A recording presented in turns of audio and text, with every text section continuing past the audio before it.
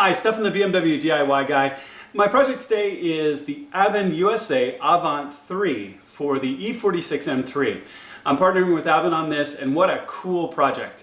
I've worked with them over a number of years. I've seen previous generations of technology that they've put out, especially the Avant 2, which was in a different E46 M3 than the one we're installing in today.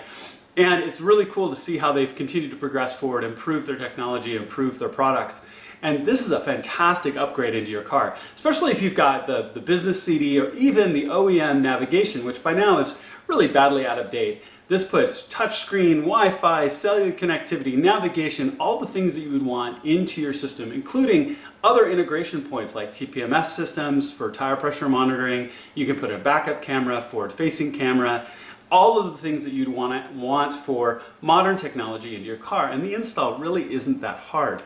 I'll have all my tools listed that I'll use today listed below, but you really only need a screwdriver, plastic trim tool's pretty nice, flashlight, good lighting, that sort of thing, but it really isn't that hard. It may look complicated as we go through it, but if you really take it a step at a time, it's really easy to walk through and get done. So let's go out to the garage and get started.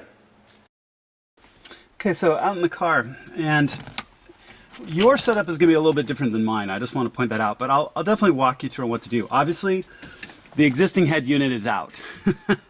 So the stereo is out in this car right at the moment. So, pulling the head unit out and unplugging it. I've done it so many times, I can easily walk you through on what you need to do. So don't worry about the fact that it's missing right at this point. It's been out for a couple of different reasons for a little bit, but that's why it's out.